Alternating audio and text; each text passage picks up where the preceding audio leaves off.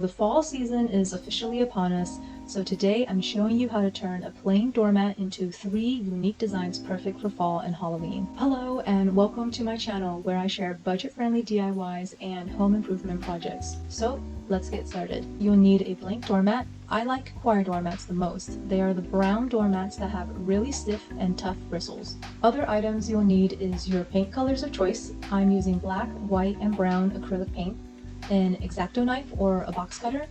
Paintbrushes, you will see I start with a sponge, but I found a paintbrush works much better. And I'm also using Mod Podge clear acrylic sealer to help lock in my design.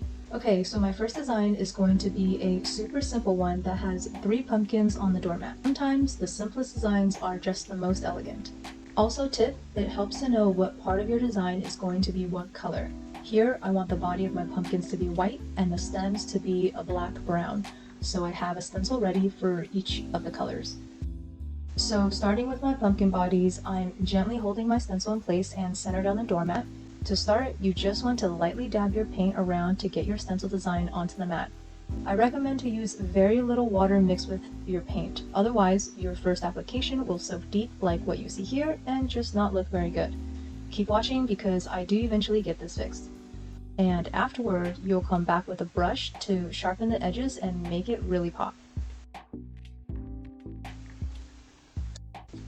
As you can see, by the third application, my stencil was getting a bit wilted from the paint. Here, I could have used my extra printed copy, but to be honest, I was being lazy and just went with it. Luckily, this is a pretty easy design, so it was pretty forgiving.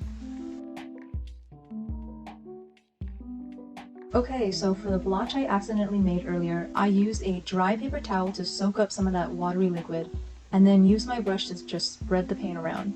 I added more white to the surrounding areas, and look at that! It's like it was never there in the first place. Now that that eyesore is gone, these pumpkins are looking really nice. Now onto the stems. Using a combination of brown and black paint, I did the same process with the stems. And after everything had dried, I sprayed a coat of Mod Podge clear acrylic sealer over my design. Once that's dried, your doormat is ready to bring those cozy fall vibes. I absolutely love this design, and it was so easy and simple to make. The second design, I decided to freehand it. I did want words on this one, so I printed out the letters in the size I wanted and cut out each letter. I wanted to apply these words to one side of my doormat so that I could freehand a ghost using the O's from the boo as its eyes. Again, just lightly applying the paint at first, then coming back with a brush to sharpen the edges. I wanted my black and whites to be very crisp, so I let the black fully dry before freehanding in the ghost. I think the eyes came out a bit bigger than what I was expecting, but I don't know, does it look cute or does it look bug-eyed? Let me know what you think in the comments. After everything was fully dried, I applied my acrylic sealer, and now this doormat is ready to greet all the trick-or-treaters of Halloween this year. If you stuck around this far, I've saved the best for last. This one was a bit more work, but came out super cute. It involves some words at the top and ghosts at the bottom. For the words, I used Canva to find a font style I liked. I printed and cut out each letter. At the bottom of the doormat, I wanted 3 ghosts, one for me, one for my boyfriend, and one for our dog. I searched online for the right style of ghost and found the perfect one. For the ghost dog, I did have to use my illustrator skills to make one that looked like my German Shepherd.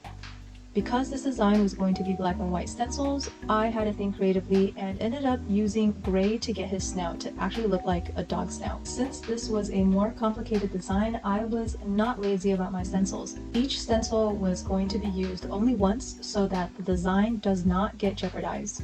Once everything was cut out, it was time for paint. I actually cut out the words and taped them to a cardboard strip to add more stability.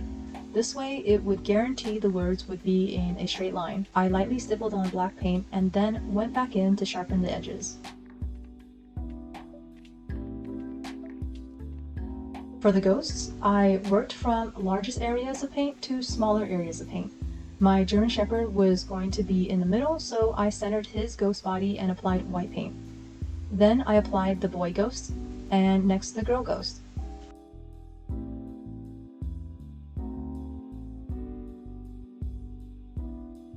After everything had thoroughly dried, I went back in with my stencils to apply the black details.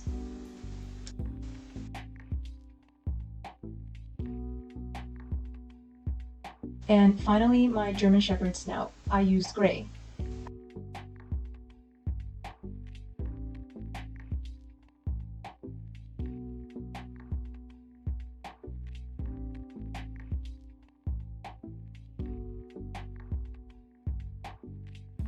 After adding some finishing touches to the nose and eyes, I let it thoroughly dry once more before applying a layer of acrylic sealer. And once it was dry, this cute doormat was ready to take its spotlight by the front door.